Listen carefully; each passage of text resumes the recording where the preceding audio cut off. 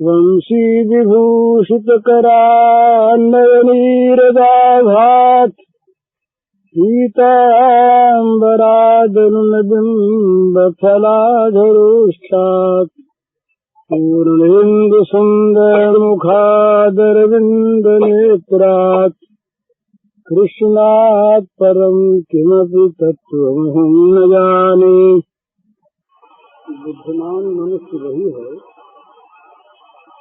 जो अपने को गिरने से बचाता है और ऊपर उठाना चाहता है, उठाने में लगा रहता है।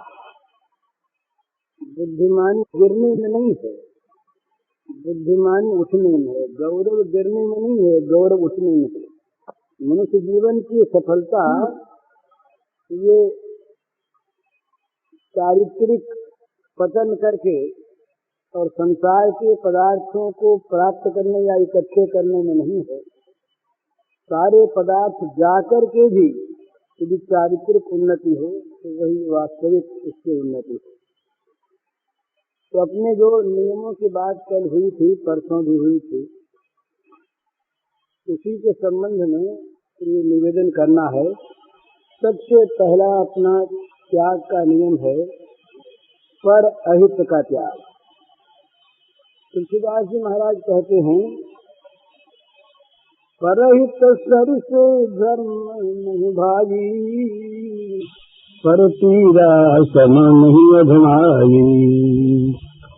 परहित सरिस धर्म नहीं भागी, पर पीरा सम नहीं अधमाई।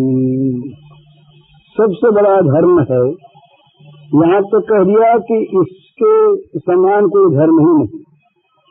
परहित सरिस धर्म नहीं भाई, परहित के समान दूसरा कोई धर्म ही नहीं, और दूसरे को पीड़ा पहुँचाने, दूसरे का अहित करने के समान कोई अधम कार्य नहीं, नीच कार्य नहीं। पर पीड़ा सम नहीं अधमाई। तो अपनी ये जो नियम है, ये परहित करने का नियम नहीं है, बहुत मोटा नियम है। दूसरे का अहित मत करो। जिस किसी काम से, हमारी जिस किसी चेष्टा से, हमारे जिस वचन से, जिस कर्म से दूसरे का बुरा होता हो परिणाम में, ऐसा कोई काम नहीं करना जानबूझकर। ये इस नियम का रूप है। जानबूझकर अपनी जान में किसी का भी अहित न करना।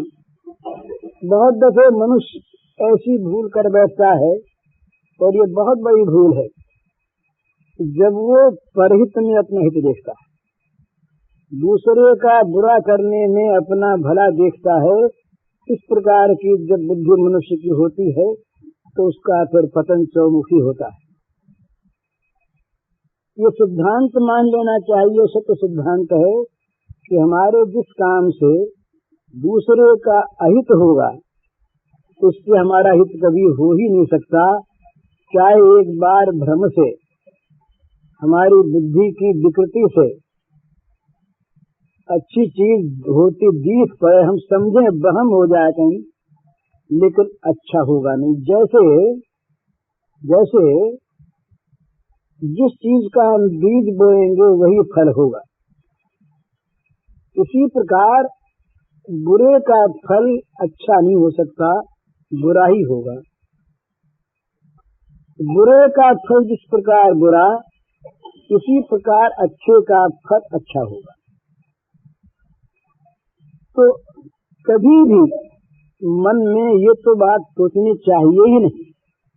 हम लोग सोचते हैं ये हमारा अभाग्य है, हमारे मन में, हमारे दिमाग में, हमारी बुद्धि में, विचार में ऐसी चीजें आती हैं तो हमारा बड़ा अभाग्य है वो, कि हम जब दूसरे का अहित सोचते हैं अपने हित के लिए।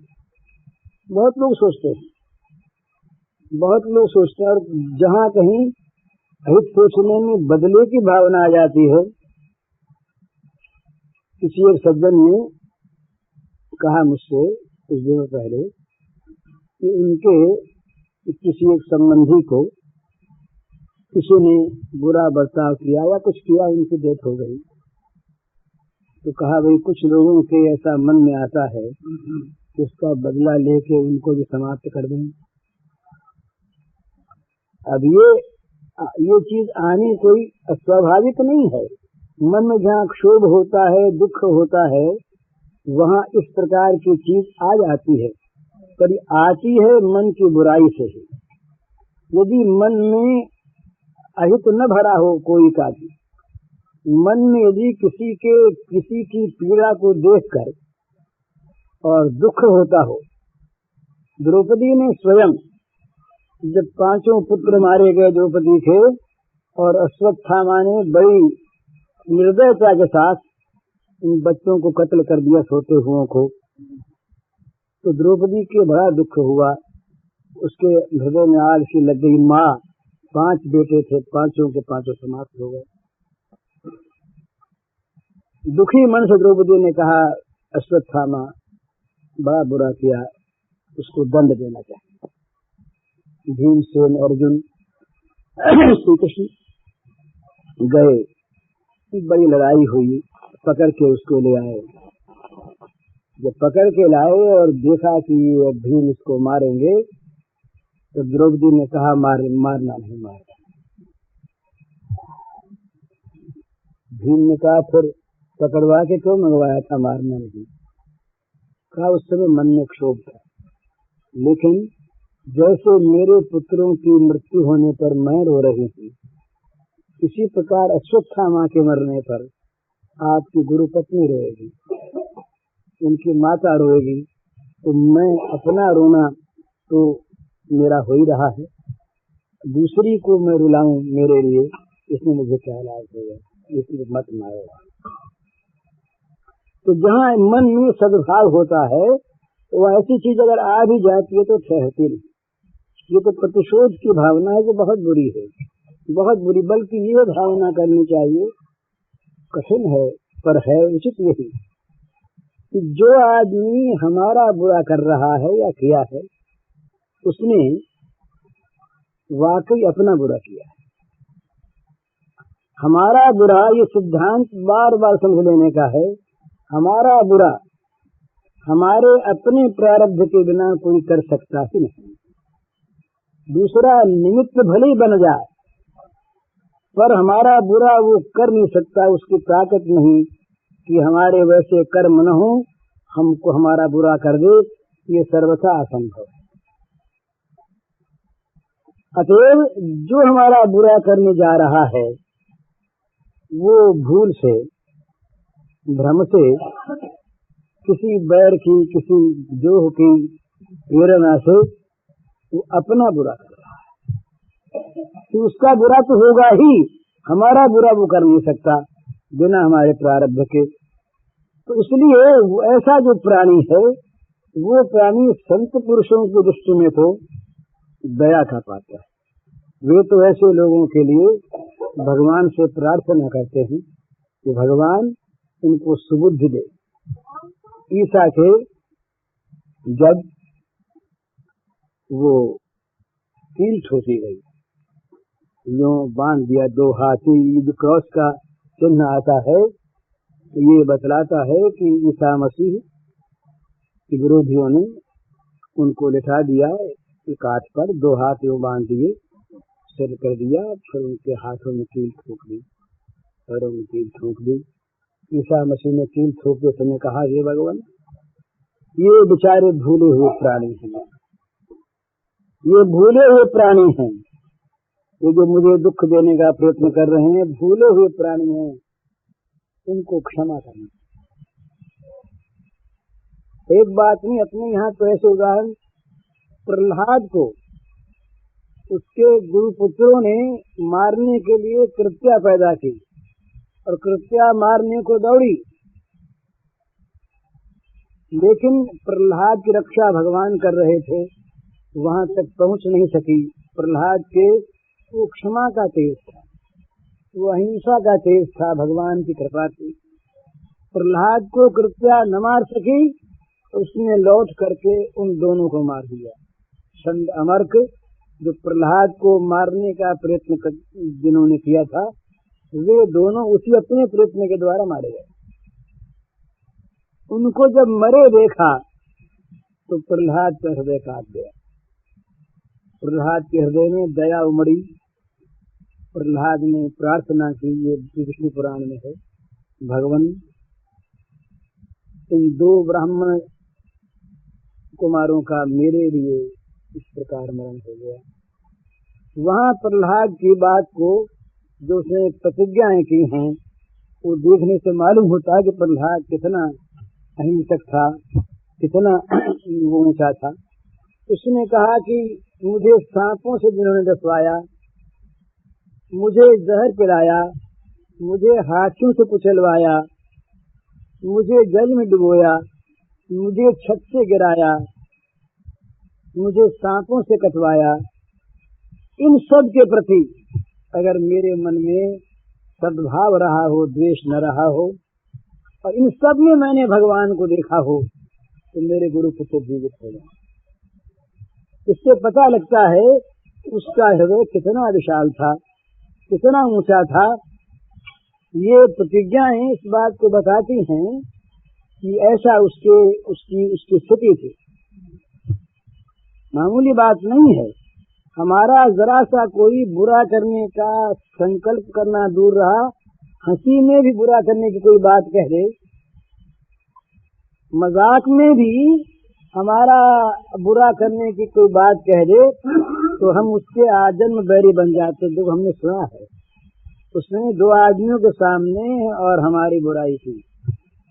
पर प्रहलाद वो कहता है कि मुझे जिसने सांपों से डसवाया, मुझे जहर जलवाया, मुझे हाथियों से कुचलवाया, मुझे समुद्र में फेंकवाया, छत से गिराया, इन सब के प्रति भी अगर मेरे मन में द्वेष न रहा हो और इन सब में अगर मैंने भगवान को देखा हो, तो मेरे ये गुरुपुत्र जीवित हो गए। गुरुपुत्र कौन? जो मरवाने वाले। गुरुपुत्र जीवित हो गए। जीवित क्या हो गए? वो वास्तव में जीवित हो गए। वो जहाँ इस राज्य में मरे हुए थे वहाँ जी गए। उनके हृदय में परिवर्तन हो गया। कहाँ हम इतने नीच, जिसको मारने के लिए निर्दोष को, सदाचारी इतना सुंदर बालक जिसके जीवन में कोई पाप कलुष नहीं, उसको मारने के लिए हम लोगों ने अभिचार किया। और ये कितना महान कि हम मर चुके, हमको मार दिया, और हम मरे हुओं को बचाने के लिए और इसने ये प्रयत्न किया। कितना इसके आगे की बात, प्रहलाद से जब भगवान ने कहा, हिरण्यकशिपु मारा गया, नृसिंहावतार हुआ, भगवान ने कहा वर मांगो। तो कल परसों अपने बात हुई थी। प्रहलाद ने कहा महाराज, सेवक को आप मांगने की बात कहते हैं, ये बनियों की बात ठीक नहीं। लेन देन करने वाला बनिया होता, सेवक नहीं होता। फिर भगवान ने कहा कुछ मांगो। तो प्रहलाद के मन में आया कि जब ये मांगने को कहते हैं तो कोई न कोई छिपी हुई मांगने की वासना है जरूर, और थी, प्रहलाद को मालूम नहीं था। तो प्रहलाद ने मांगा कि महाराज, मेरे मन में कभी मांगने की वासना पैदा ही न हो। ये वरदान है। कितना ऊंचा वरदान! पर इस वरदान को मांगने के बाद भी उन्होंने मांगा, इसी के बाद हम जागी। कितनी बढ़िया वासना! प्रहलाद ने कहा महाराज, मैं वरदान तो मांग लिया नहीं मांगने का, पर मांगने की इच्छा हो गई। बोले भैया, हमने तो पहले कहा था तुमसे कि कुछ मांगो मांगो। प्रहलाद ने कहा मेरे पिता ने आपका बड़ा अपराध किया है, जीवन भर आपसे द्वेष किया है, और मुझको उन्होंने आपका दास समझ के सताया कि भगवान मेरे पिता के दुर्घटना हो, उनको क्षमा कर दिया जाए, उनका हित। कितनी ऊंची बात, कितनी ऊंची बात! तो ये परहित बस जिनके मन माही, तिन कह जग कछ दुर्लभ नाही। ये पराया हित, तो प्रहलाद को मृत्यु मार नहीं सकी। प्रहलाद के सामने सारे शस्त्र सब के सब निष्प्राण हो गए। हिरण्यकशिपु के आग में आग पना नहीं रहा, जहर में जहर पना नहीं रहा, सब में से मारने की जो चीज थी वो निकल गई। क्यों निकल गई? प्रहलाद इतना महान था। तो परहित बस जिन के मन माही, तिनके जब कुछ दुर्लभ नाही, पराया हित। ये हम सबको करना चाहिए। और हित, और ये क्यों करना चाहिए? बड़ी स्वार्थ की चीज है। अगर हम लोगों को सबकी बान पड़ जाए हित करने की दूसरे की, तो सबका हित अपने आप सब सोचेंगे, सब करेंगे। और ये बान पड़ जाए दूसरे का बुरा करके हम अपना भला कर लें और ये सब करने लगे तो किसका भला होगा बताइए? सब सबका बुरा चाहेंगे, सब सबका बुरा करेंगे, भला कैसे होगा? पाप की वृद्धि यही आज हो रहा।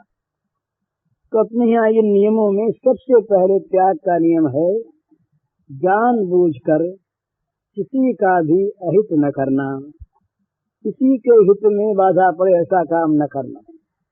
अपनी समझ से भूल से हो जाए दूसरी चीज है, जानबूझ के बहुत मोटा नियम है। भला होना तो चाहिए यूं कि अपना सर्वस्व खो करके भी दूसरे हित करना होना चाहिए, ये नियम ये होना। और उसमें सर्वस्व जाता नहीं, आवेगा ही आवेगा, उसमें टोटा है ही नहीं। टोटा तो बुराई करने में है, उसमें तो नफा ही नफा है, कहीं घाटा है ही नहीं। लेकिन वो नियम न रख करके इतना सरल नियम अपने रखा है कि जानबूझकर किसी का भी बुरा न करे, अहित न करे।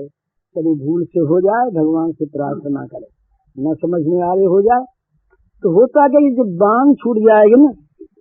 एक बहुत बुरी चीज क्या है, बुरी चीज क्या है, वो सबके स्वभाव में तो नहीं आई, स्वभाव की चीज है भी नहीं कि दूसरे का अहित देखकर कभी कभी मजा आता है।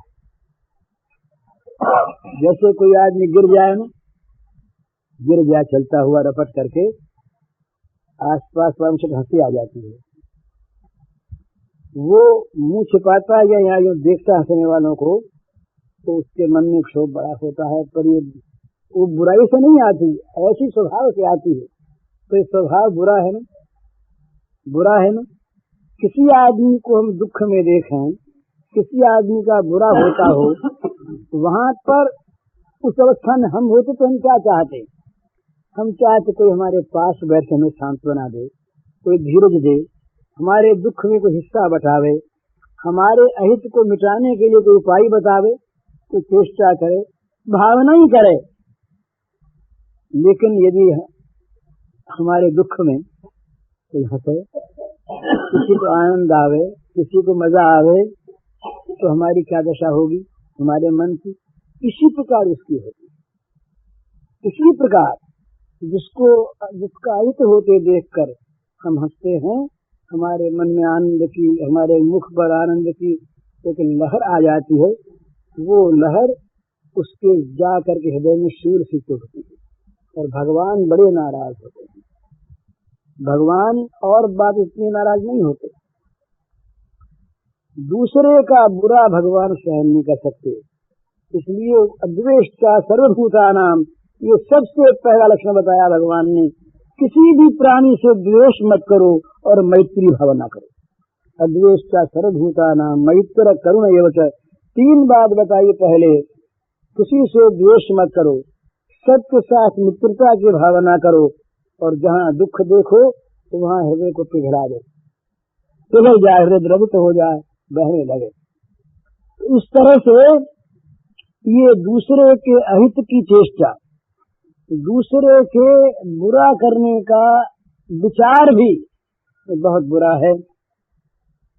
अपने लिए विचार करके देख लें तो जहाँ जहाँ पर दूसरे अहित होता हो वहाँ उत्साह से काम करें, और कहीं दूसरे के अहित में अपना हित दिखता हो तो वहाँ सावधान हो जाए, भगवान से प्रार्थना करे कि महाराज हमारी बुद्धि कुछ खराब हो गई मालूम होती। ये बुद्धि कह क्यों रही है ऐसा कि दूसरे के अहित में हमारा हित है? बुद्धि अगर कह रही है तो जरूर बुद्धि दूषित है। सद्बुद्धि तो ऐसा कह नहीं सकती, असंभव है ना। दूसरे के बुरे में अपना भला हो नहीं सकता, हो सकता नहीं, कभी नहीं हो सकता। पर यदि बुद्धि कहती होगा तो चाहे वो भला दिखे, भला दिखे, लेकिन भला होगा नहीं। और भला दिखता भी किसी कोई प्रारब्ध से दिखता है, कोई कर्म ऐसा बनता है। एक गांव की बात है, एक स्त्री के बच्चे नहीं होते थे, तो स्त्रियों को ये मातृत्व तो बड़ी ऊंची चीज है ना, स्त्रियों में स्वाभाविक ये भावना रहती है कि बच्चा हो, माता बनना चाहती है, और ये उसका गुण है, दोष नहीं। लेकिन ये दोष तब हो जाता है जब वो माता बनने के लिए और अवैध कर्म करने लग जाती है, करती है। तो एक स्त्री को बच्चे नहीं होते थे, तो वो पागल रहे कैसे बच्चा हो। तो जो कोई भी टूना जंतर जादू अपने को बताने वाला आवे, ये बहुत झूठे होते हैं। भला ये टोना जादू जंतर मंतर ये जितने करने वाले होते हैं, इसमें शायद 100 के 100 बदमाश होते हैं, ढोंगी होते हैं। इनके फेर में कभी नहीं पड़ना चाहिए, उपासना करनी चाहिए तो देवता के अपने घर में करे, शास्त्र ये करे। तो एक आया, उसने कहा कि चलो एक बात तो कह रहे हैं, कुछ ले ही लेंगे, और ये काम तो करने के है नहीं, पर पूछा कुछ दे जाएगी। तो कहा क्या करें, बोले गांव में आग लगा दो, गांव में आग लगा दोगे तो बच्चा हो जाएगा। दक्षिणा तो ले ही ली, वो तो विदा हो गई। अब इसके थी हृदय में बच्चा होने की कामना की आग, कामना की आग सबसे बड़ी होती है, इसने गांव में आग लगा दी। और प्रारब्ध से बच्चे होने वाले थे, बच्चा हो गया, अब तो सिद्ध हो गया काम, आग लगाई बच्चा हुआ। अब तो दवा मालूम हो गई, फिर आग लगाई फिर बच्चा हुआ, फिर आग लगाई फिर बच्चा हुआ, 7 बार आग लगाई, 7 बच्चे। उसने सोचा अब 7 बेटों की माँ हो गई, अब तो और क्यों आग लगावें। अब ये बड़ी पसंद। अब उसके गांव वाले उसके पति के पास, चौधरी के पास लोग आए, बोले भाई तुम बड़े भाग्यवान हो, देखो ना बुढ़ोती में और भगवान ने 7 बच्चे दे दिए, बड़ा अच्छा किया। वो जरा विचार वो जानता था, तो जो यूँ कहे उससे कहे भाई भगवान के यहाँ न्याय है, तो उसका यूँ कहे। तो लोगों को वहम हो कि ये कैसे बोलता है, 7 बच्चे हो गए और ये भगवान को अन्यायी बताता है, बात क्या है। कुछ दिनों के बाद गांव में हैजा फैला, तो 1 बच्चा मरा, 2 मरा, 3 मरे, 4था मरा, 5वां, 7 दिन में 7 समाप्त, और उनकी माँ भी हैजे में आ गई। अब साहब लोग आए, वो लोगों ने कहा देखो भाई तुम्हारे साथ तो बड़ा अन्याय हो गया, अच्छा होता बच्चे होते नहीं, वो होते नहीं हुए और मर गए, बड़े दुखी। तो हंसा। उसने कहा न्याय तो है पर देर से है, न्याय तो है पर देर से है। तो लोगों ने कहा बात करे, बोले बात क्या, 7 बरस में आग लगा दी गांव में। तो मैं समझता था कि आग लगाने से बच्चे होते तब तो बड़ा अन्याय है, तो बड़ा अंधेर खाता, पर अंधेर नहीं है, देर जरूर है। तो मतलब कहने का ये है, मेरे प्यार से पर इस खाते में तो आ गए ना। और 2 चीज होती है, 2 चीज होती है। कई कर्म ऐसे भी होते हैं जिनका हाथों हाथ फल मिल जाता है। प्रबल कर्म जो होते हैं उनका प्रारब्ध तुरंत बन जाता है, ऐसे कर्म ही होते हैं। तो पता नहीं ऐसे कर्म उग्र हो गए हों। तो मतलब कहने का ये है कि बुरे का फल अच्छा कभी हो नहीं सकता। तो जहाँ कहीं हमारे मन में ये बात कभी भी आवे, ख्याल रखना, बड़ा याद रखना कि दूसरे के बुराई में हमारा भला हो जाएगा, ये बात कभी मन में आवे तो मन की बात मानना नहीं।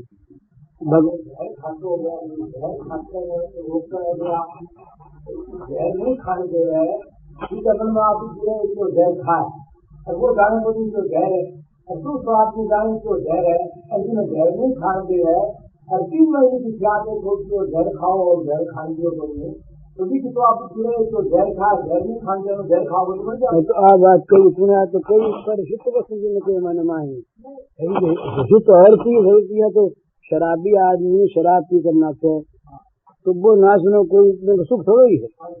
हाँ लेकिन उमत नहीं प्रेम देव है, नहीं प्रेम।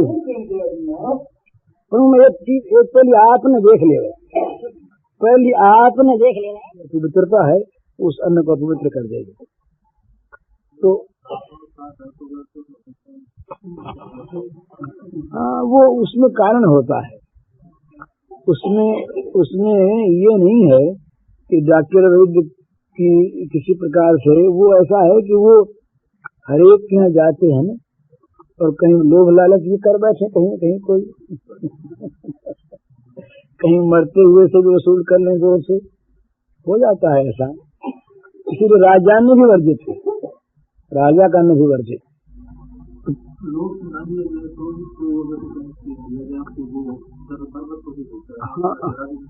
नहीं, वो बरबस होने की बात है। अगर आप अपनी मेहनत का पैसा ठीक लेते हैं तो फिर कोई आपत्ति की बात नहीं। अगर आप मेहनत से ज्यादा और लोभ से लेते हैं तो जरूर मन दुखी हो, ये और चीज है, अभी तो ये और चीज है, उसमें भी त्याग कर सकें बड़ा अच्छा है। जितना जितना जितना जितना जितना जितना त्याग होगा उतनी उतनी पवित्रता आएगी। ये तो है ही, जितना जितना त्याग होगा उतनी पवित्रता आएगी। उसमें इतना ही देखना है कि किसी के हक को नहीं मार ले तो अन्न पवित्र है, उसकी पहचान अपने हो जाती है, पर पहचान करने वाले को होती है। उसमें अगर गौरव मानने लगे, चोरी में जहाँ मनुष्य ने गौरव बुद्धि कर ली और जहाँ चोरी को आदमी ने बुद्धिमानी मान लिया, वहाँ फिर गिरावट से उठना बड़ा मुश्किल है। जैसा आज हो रहा है, आज का जो हमारा समाज है ये अपनी किसी और की निंदा नहीं, अपनी निंदा है। हम समाज से बात हो रही, हम सभी एक हैं। अगर मानी समाज में जो एक आदमी बच गया तो क्या होगा, समाज सारा ही है। जब समाज में ये बात आ जाती है समाज के लोगों में कि दूसरे के हक को मारने में आपत्ति नहीं, कानून में न फंसें, कानून से बचकर चाहे सो कर लें, बस वो चोरी के नाम में ना आवे, चोरी भले कर लें, उसका नाम डकैती चाहे ना आवे पर डकैती भले कर लें। इस प्रकार की वृत्ति जहाँ समाज में हो जाती है, उस समाज में बड़ी बुराई आ जाती है, उस समाज का उत्थान बड़ा कठिन होता है। वो फिर एक बार दुख आता है, पतन आता है, और ये आने वाला दिखता हमको, हम समझते हैं कि अभी देश पर विपत्ति बहुत आ गई है बड़ी, क्योंकि हमारा जो स्तर है ना, मानस स्तर, ये बहुत नीचे हो गया। 4 बातें मनुष्य में खास होनी चाहिए: ईमानदारी, ऑनेस्टी, ईमानदारी, प्यूरिटी, निर्मलता मन की, सच्चाई और प्रेम। ये 4 बातें जिस समाज में से निकल जाती हैं वो समाज गिरने लगता है। इनका महत्व जानना चाहिए, इनके महत्व पर लोग मर जाते थे। ये होगा हम नहीं कर सकते, वो कुछ भी कर ले। ये मुनीम कुमार से लोग पहले जमाने में ऐसे थे, अगर मालिक कुछ बुराई करवाना चाहता तो कहता ये काम हम नहीं करेंगे, ये आप देख लो, इतना काम हम नहीं करेंगे, हम पैसा खाते हैं तब बच्चों का पालन करते हैं, हम ये पाप नहीं करेंगे। तो पाप से जब तक घृणा है तब तक आदमी पाप से बचता है, और पाप से घृणा निकल गई, पाप में गड़बड़ बुद्धि हो गई, तब तो फिर कुछ कहना नहीं है। फिर तो आदमी पाप से बचना नहीं चाहता, पकड़ से बचना चाहता है। पाप से नहीं बचना चाहता, पकड़ में ना आ जाए, गिरफ्त न हो जाए, इससे बचना चाहता है। पाप में उसकी गौरव बुद्धि, अगर पाप करके सफलता पूर्वक निकल जाए तो यह आपत्ति की बात नहीं। हमने बड़ा अच्छा किया, देखो कर भी आए और पकड़े भी नहीं गए। और जब घृणा होती है तो वो चुपके से एकांत में घृणा होती है, ये चीज हमारी नहीं है, इससे हम ले कैसे, लेने में झिझकता है आदमी, दूसरे की चीज है, इसे लें कैसे, मन चलाएं कैसे, ये तो हमारा है नहीं, इस पर हमारा हक नहीं। तो रांका बांका वाली बात है। ये बड़े वैराग्यवान थे दोनों स्त्री पुरुष, ये पंढरपुर के पास हुए हैं। तो वो एक स्त्री थी, उनका नाम तो था बांका और पति का नाम था रांका। रंक थे, अत्यंत दरिद्र थे। तो ये भक्तमाल की कथा है, पर उनके निस्वार्थ भाव का बड़ा सुंदर चित्रण है। ये एक दिन इनको रास्ते में वो जा रहे थे तो मोहरों की थैली पड़ी थी। तो आगे आगे जा रहे थे पुरुष, उनका पैर पड़ा उसके ऊपर, तो झनकार की आवाज हुई। तो जीना कपड़ा था, देख लिया मोहरे हैं। इन्होंने उन पर मोहरों पर धूल डाल दी। तो धूल डाल ही रहे थे कि पीछे से पत्नी आ गई। उसने कहा, क्या कर रहे हैं आप? ये दोनों लकड़ी काटने जा रहे थे। कहा, क्या कर रहे हैं? बोले, नहीं ऐसे धूल। तो बोले, नहीं, बताइए क्या कर रहे हैं? तो कहा, ये सोने की मोहरें थी, तो मैंने समझा कि तुम पीछे से आ रही हो, कहीं मन न चल जाए, अपनी चीज तो है नहीं, धूल से ढक रहा था। उसने कहा कि धूल को धूल से ढकने से क्या फायदा? मैंने उनकी मोहर बुद्धि तो थी, पत्नी बिचारी की मोहर बुद्धि भी वो कभी धूल पर धूल डालने से क्या फायदा? धूल पर कौन मन चलावेगा? गए आगे तो वहां देखा कि उस दिन तमाम लकड़ियों के बोझे बंधे हुए थे। मन में आया कि दूसरे के हक की चीज है, इससे बोझे बंध गए, अब हम तो नहीं ले जा सकते, नहीं लाए। अब इनको मूर्ख कह सकते हैं। आज के जमाने का आदमी जो अपने को आगे बढ़ा हुआ मानता है, वो इस प्रकार के मौकों पर लाभ न उठाने वालों को मूर्ख कहता है।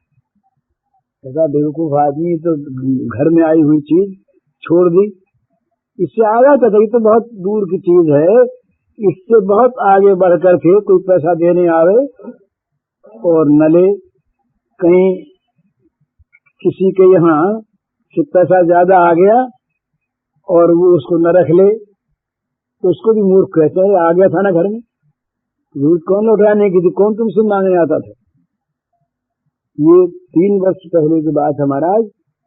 एक लंदन के एक अंग्रेज फर्म ने जो काम किया, हमने पढ़ा, बड़ी हमारी भक्ति उनके प्रति हुई।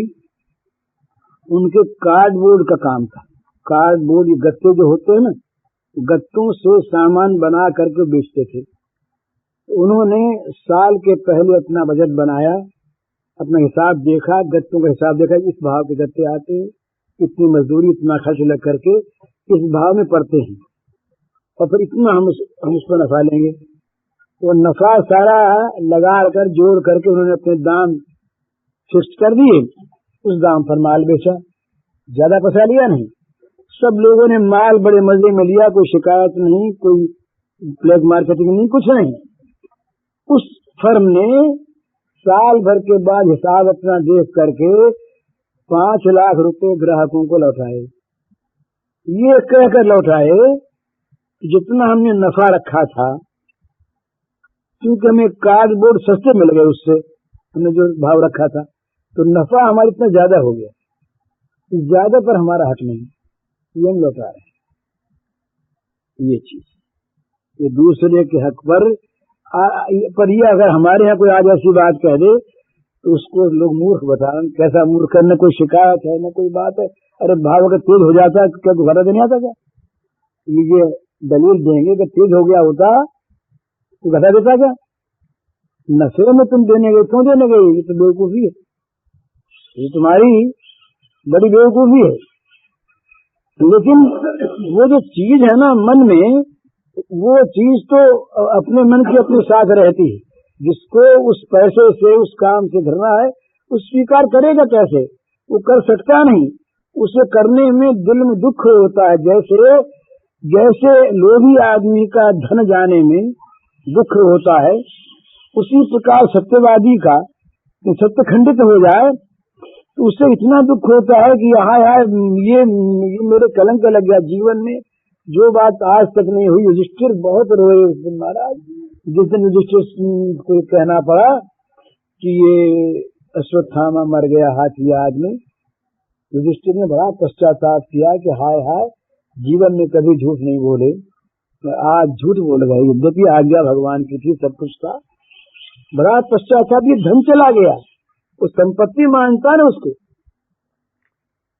किसी ऐसे आदमी से कोई ऐसी क्रिया कभी बन जाए तो उसे बड़ा पश्चाताप होता है, बड़ा रोता है कि ये मुझसे क्या बन गया, मेरी बुद्धि कहाँ मारी गई, मैं आज क्यों पतित हो गया, इस प्रकार से।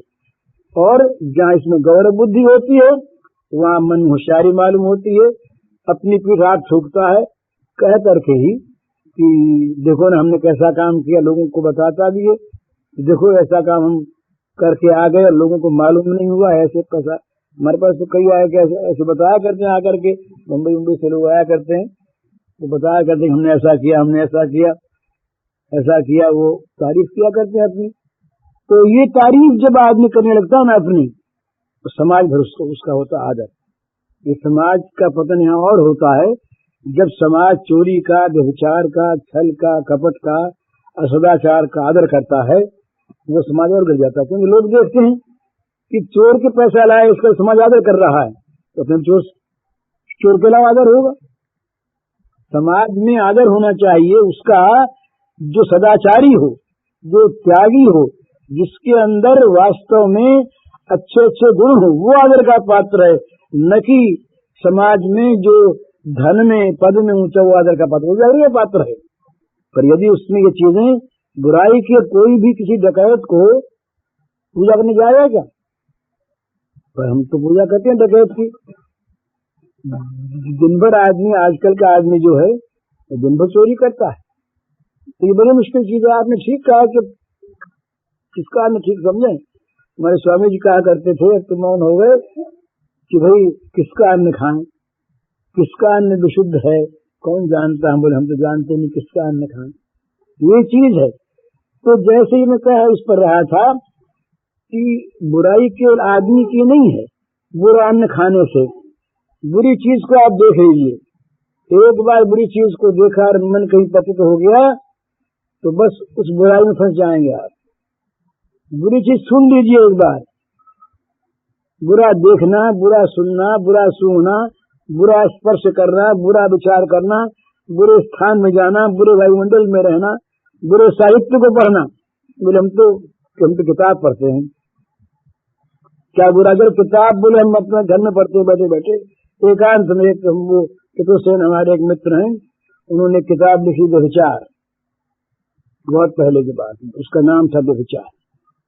उसमें उन्होंने व्यभिचार के तरीके बताए और उदाहरण दी। तो बहुत बड़े शास्त्री हैं हमारे, बहुत पुराने जान पहचान के हैं, इतने बड़े साहित्यिक हैं। हमने उनसे कहा कि ये क्या किया आपने? तो हमसे तो हंस के बोले बुद्धि मारी गई थी उस दिन हमारी, लिख डाला हमें। तो लोगों से ऐसा नहीं कहते। उन्होंने कहा क्यों? ये भी एक आर्ट है, ये भी एक आर्ट है, इस पर हम अगर लिखते हैं साहित्य दृष्टिकोण से, इसमें कौन पाप करते? तो चीज क्या है? इस प्रकार का साहित्य अगर किसी के हाथ में आ जाए, वो ऐसी चीज की गंदी कि उसको कोई पढ़े तो उसके मन में बिना बेकार हुए रहे नहीं। तो ये इस प्रकार का साहित्य, इस प्रकार के सिनेमा, इस प्रकार का दृश्य, इस प्रकार के गाने, इस प्रकार के चित्र, इस प्रकार के भाव, इस प्रकार के लोगों से बातचीत, वो लोभ बढ़ाने वाली, डर बढ़ाने वाली। गांधी जी ने एक बार हिंदी साहित्य सम्मेलन के लिए हमको लिखा था कि इसमें 3 बात नहीं आनी चाहिए। इसके साहित्य में, हिंदी साहित्य सम्मेलन के परीक्षा में पुस्तकों में 3 बात नहीं आनी चाहिए। एक बात थी कि जिसमें सांप्रदायिक द्वेष बढ़े, वो नहीं आनी चाहिए। एक बात थी कि जिसमें ये व्यभिचार की प्रवृत्ति बढ़े, ये बात नहीं आनी चाहिए। एक बात कि जिससे चोरी करने की इच्छा बढ़े, ये बात नहीं आनी चाहिए। 3 बात साहित्य में से निकाल देनी चाहिए, साहित्य शुद्ध होता है। अब साहित्य में ऐसे ऐसे पढ़ाई के कोर्स में इस प्रकार के प्रसंग आते हैं कि वो अध्यापक लड़कों को पढ़ा नहीं सकता, और जहाँ को एजुकेशन है लड़कियों को पढ़ावे कैसे। वो एक हेड अध्यापिका थी, वो हमारे यहाँ त्रिपाठी, वो आई किताब लेकर के, उसने कहा भाई जी ये चीज हम कैसे पढ़ाएं बताइए। तो मैंने वहाँ के शिक्षा मंत्री थे हमारे, उनसे कहा, तो हंसने लगे, बोले आप कौन सी सदी के आदमी हैं, ऐसा बोले हमसे। तो उसने कहा कैसे? तो इस युग में क्या इन चीजों का परहेज हो सकता है? न परीक्षा दे आदमी, और उसको अगर अध्यात्मिका जी को इससे अगर परहेज है तो इस्तीफा दे दें, घर चले जाए। अब बताइए, इस तरह से तो उसका परिणाम क्या होगा? उस साहित्य का, उस चित्र का, उस बातचीत का, उस वातावरण का, उस खान पान का प्रभाव ये होगा कि हमारा मन बिगड़ेगा। कपड़ा पहनना है मामूली चीज, ये भगवान ने गीता में कहा, बड़ी सुंदर समझने की चीज है। यद करोषि यदश्नासि यज्जुहोषि ददासि यद तपस्या कौन्तेय तत्पुरुष मदर्पणम। तुम जो खाओ, जो पहनो, जो काम करो, जो यज्ञदान तप करो, सब मेरे अर्पण करो। तो पहने हम और अर्पण भगवान के हों, खाए हम और अर्पण भगवान के, ये कैसे?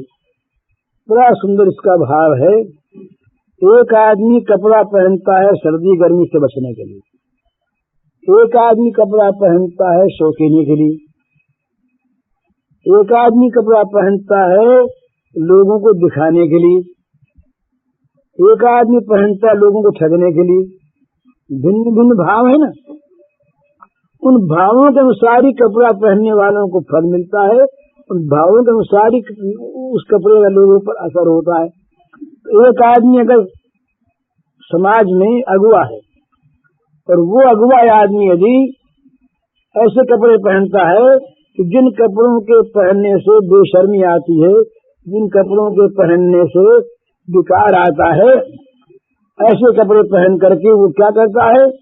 जो समाज में उसके पीछे चलने वाले हैं, घर के लोग नकली, उससे नकल करने वाले, नकल सब करते हैं। भगवान ने गीता में कहा, यद यदाचरति श्रेष्ठ तत्त देवे तरो जनः।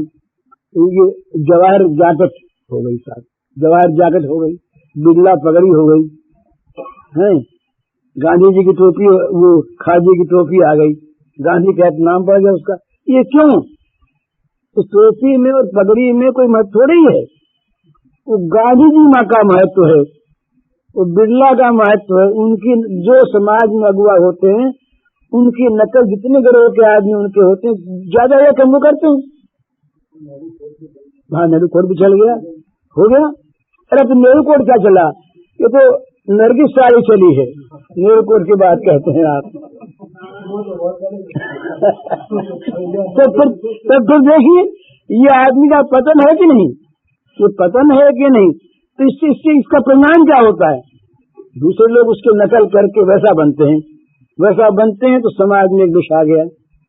ये मामूली बात नहीं है। हम अपने आचरण से स्वयं ही गिरते हैं, अपने बुरे आचरण से हम समाज को गिराते हैं, अच्छे आचरण से समाज की सेवा करते हैं। समाज में अगर रहना है, इस प्रकार से रहना चाहिए कि समाज के किसी स्तर में गिरावट न आने पावे हमारे आदर्श से। हम पर दायित्व है, सब पर हम पर दायित्व है। अपने अपने घर में हम सब प्रधान हैं, सब हम हमारे घर में भी हमारी नकल करने वाले हैं। क्या 2-4 हूँ? क्या 1-2 ही हूँ?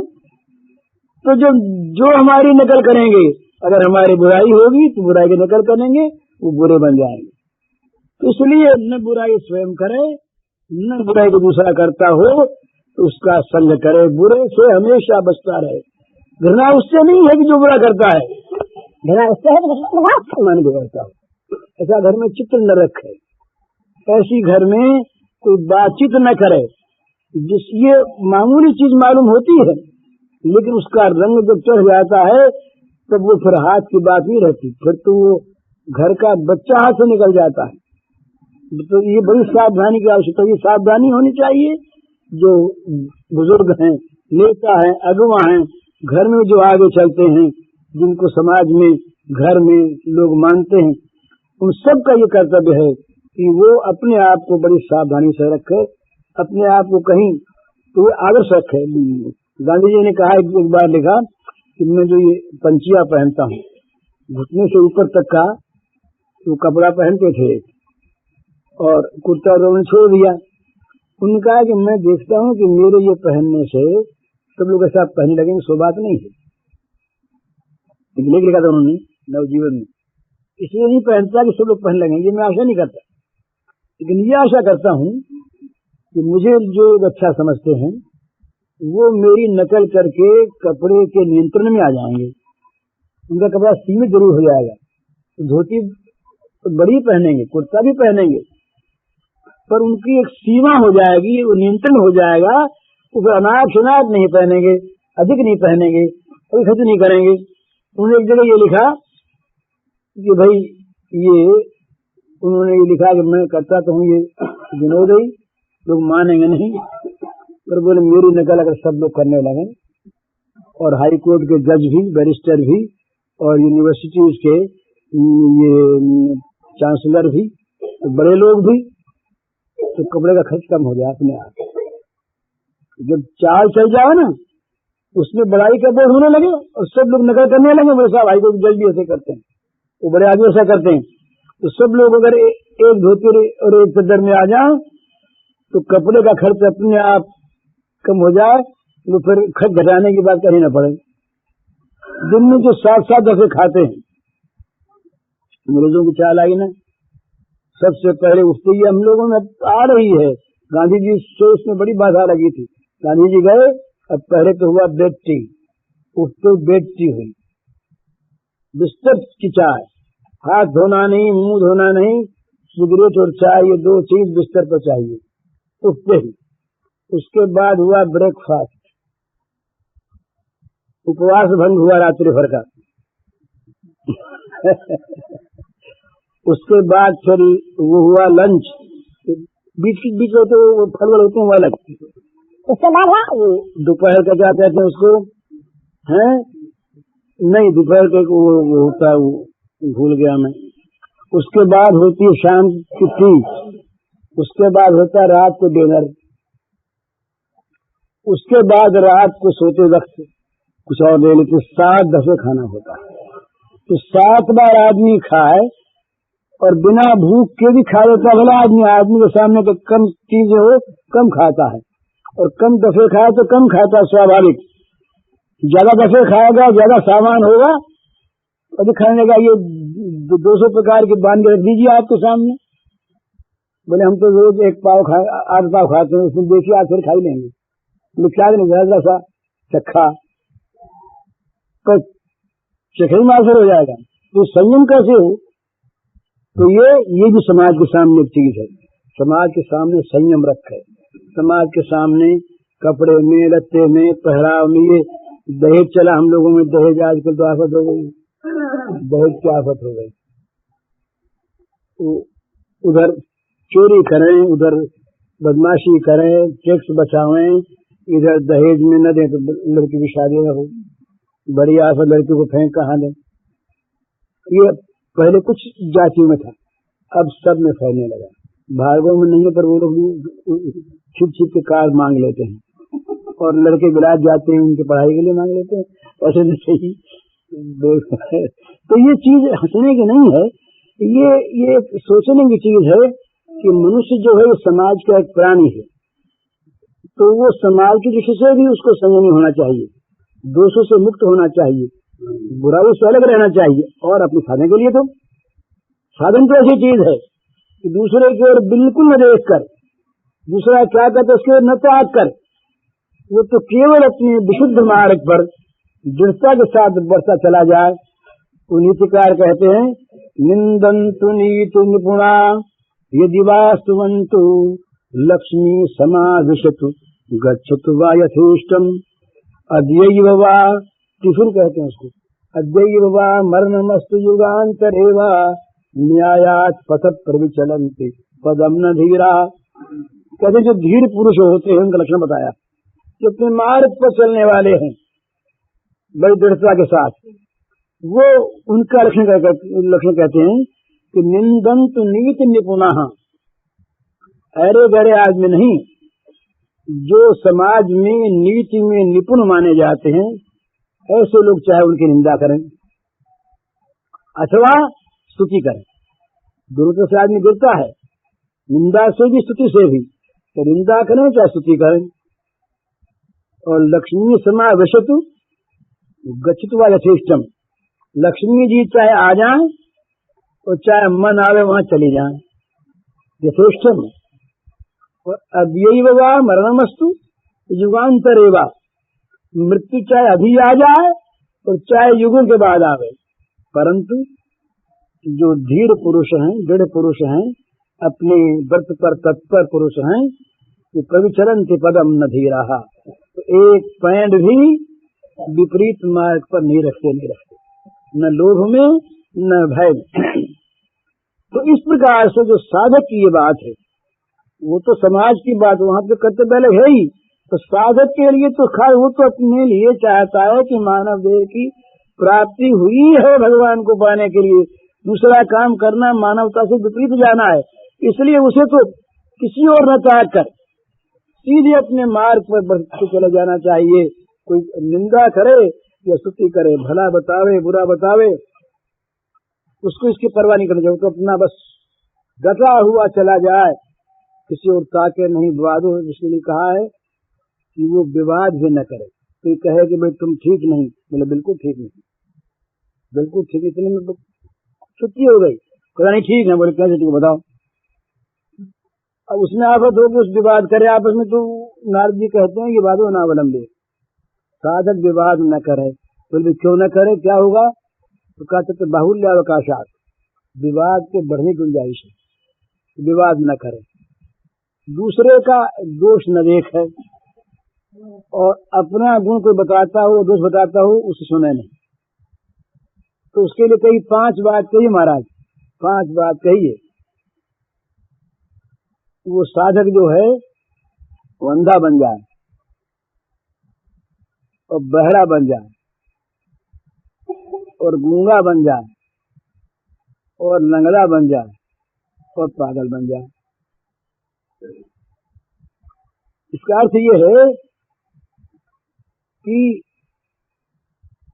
जो कुछ भी शब्द गिराने वाले हों, उन शब्दों को न सुने, उनके लिए बहरा बन जाए।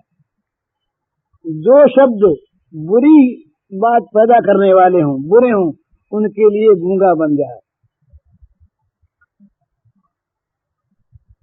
जो स्थान बुरा स्थान हो, वहां जाने के लिए वो लंगड़ा बन जाए। जिन बातों में बुद्धि ज्यादा लगा करके आदि फंसता हो, वहाँ पागल बन जाए।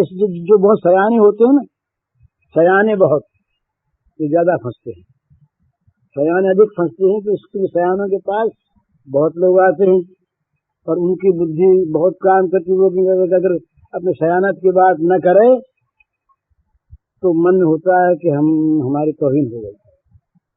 तो बहुत बुद्धिमान जो बनता है ना आदमी, वो बहुत फंसता है। तो साधक आदमी बुद्धिमान नहीं बनना चाहता, वो ये जड़भरत वाली बात, वो देखता है हमारे काम में विघ्न हो जाएगा, बड़ा स्वार्थी होता है साधक, बड़ा स्वार्थी होता है। उसका जो स्वयं है ना, तो स्वयं इतना निर्मल होता है कि उसके स्वयं के अर्थ की सिद्धि से सारे जगत के स्वयं की सिद्धि हो जाती है। क्योंकि उसका वो जगत से अलग रह करके भी जगत के साथ आत्मा के रूप में एक रहता है। कहीं उसका द्वेष नहीं है, कहीं उसका राग नहीं है, कहीं उसका बैर नहीं है, कहीं उसका कोई पराया नहीं है, कहीं उसके साथ किसी की शत्रुता नहीं है। वो सबका स्वाभाविक मित्र है, सबका स्वाभाविक सेवक है, वो जो करता है। लेकिन महाराज ने लिखा गीता रहस्य में कि अमृत से कोई मरे तो संत से किसी का बुरा हो सकते हैं कि वह बुराई है ही नहीं। तो वो अगर एकांत में रह करके गूंगा बहरा लंगड़ा पागल भी बना रहे, अंधा बुरी चीज को देखता नहीं बना रहता है, तब भी वो जगत को ऐसी चीज देता है जो आंख वाले, सुनने वाले, बोलने वाले दे नहीं सकते। वो गुरुस्थ मौनम व्याख्यानम शिष्या संचन्न संशया, ऐसा अपने उपनिषद में आया कि गुरु जो हैं वो मौन व्याख्यान करते हैं और जो शिष्य हैं उनके संशय बढ़ जाते हैं। मौन व्याख्यान का अर्थ है आचरण का व्याख्यान, वाणी का व्याख्यान नहीं। मौन व्याख्यान का अर्थ क्या है? व्याख्यान तो खूब करता है वो, पर बोल के नहीं करता, तो करता है आचरण से। आचरण का व्याख्यान बड़े काम का होता है, उपदेश का काम का नहीं होता। तो मनुष्य अपने आप को बुराई से बचावे और भलाई में लगावे, बुरा न ग्रहण करे, न बुरा कोई को दे, न किसी की बुराई सोचे, न और न अपने में बुराई रहने दे।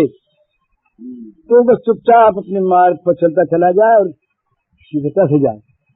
वो एक आदमी थे, वो एक राजा ने एक नुमाइश की तो नुमाइश के उस तरफ राजा बैठ गए और मुनादी करवा दी, इस नुमाइश को देखते हुए पार करके जो आदमी सबसे पहले मेरे पास आ जाएगा, अमुक समय के पहले पहले उसको राज्य मिल जाएगा।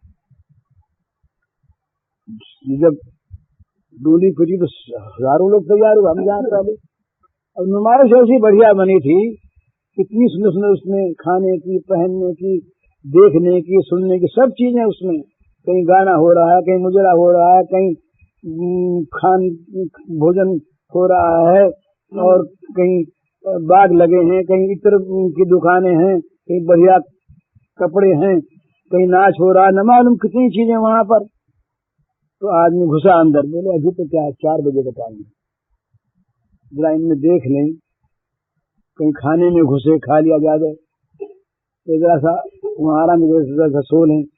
यूं बस कोई तमाशे में, कोई गाने में, कोई खाने में, कोई सोने में, अभी क्या 4 बजेंगे।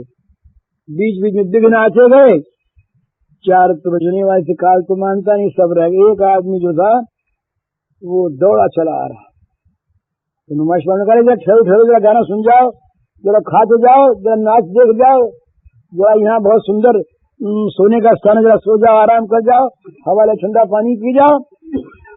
वो सुना नहीं, उसने कहा पीछे बात। ये सब दौड़ा हुआ जा पहुंचा, राजा के पास गया। राजा ने कहा कि भाई तुम तो सबसे पहले आ गए, तुमने क्या कुछ देखा नहीं? बोले देखना क्या, तो सारा हमारा ही हो गया। देखना क्या है, तो देखने की चीज थी आपकी मुरादी है ना।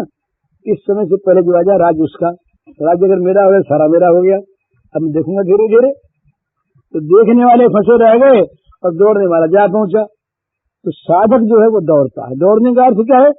दूसरी ओर बिना ताके, बिना बगैर देखे, बिना फंसे उस अपने मार्ग पर चला जाता है, सुधा वो जा पहुंचता है। जो बीच में इधर उधर ताकता है, देखता है, आराम में लगता है, फंस जाता है। तो साधक तो फंसे ही नहीं, फंसता ही नहीं। और जो समाज सेवक है उसके ऊपर बड़ा दायित्व है। साधक पर तो कोई दायित्व नहीं है, उस पर बड़ा दायित्व है। वो समझता है कि बस क्योंकि समाज में कुछ बनना चाहता है ना, समाज उससे चाहता है तो जो समाज से लिया है तो समाज को दे। जितना भी हमारे पास ये सुख है ना, इस समाज से लिया हुआ है। सुख जो है ये दुखियों से उधार लिया हुआ है। तो सुख को दुखियों में बांट दे, समाज चीज को समाज को दे दे, अपने समाज का सेवक बन जाए। और जो समाज सुखी सुख ले, सेवक भी बने, तो जो वो जरा चीज सोचने की होती, हम सेवक हैं तो समाज हमारी सेवा करे, क्योंकि हम सेवक हैं। हम समाज के इतने बड़े सेवक हैं तो समाज हमारी सेवा भी नहीं करता। सारा समाज कतल में हो गया है, हम इतने बड़े सेवक तो सेवा नहीं करता समाज हमारी। अब ये चीजें सोचने की है, वो सेवक है या सेवा चाहता है, ये भगवान जाने क्या चीज है। सेवक कभी सेवक अपने कहता नहीं, तो बदले की सेवा चाहता नहीं। तो समाज की सेवा करे और भगवान के लिए साधन करे, तब मनुष्य दोनों प्रकार से ही उन्नत होता है।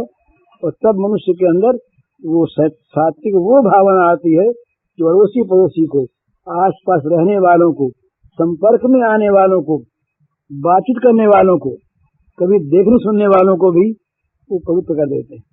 तो उसमें पद्म पुराण में आया है कि किसी की लाश जल रही हो और जलती हुई उसकी लाश को अगर कोई महान संत देख ले तो जिसकी लाश है उसका कल्याण हो जाता है। तो चाहे अतिशयोक्ति हो, पर इसमें एक तत्व है कि संत का इतना बड़ा महात्म्य है कि संत अपने शुभ संकल्प से, अपने शुभ दर्शन से, स्वाभाविक सहज ही अपने शुभ तत्व से वो जगत का हित करता रहता अपने आप। तो संत बने हम लोग, संत का आदर्श को माने। पूज्य श्री भाई जी के इस प्रवचन का कैसेट संख्या है 131 और शीर्षक है सद्गुणों को कैसे बढ़ाएं।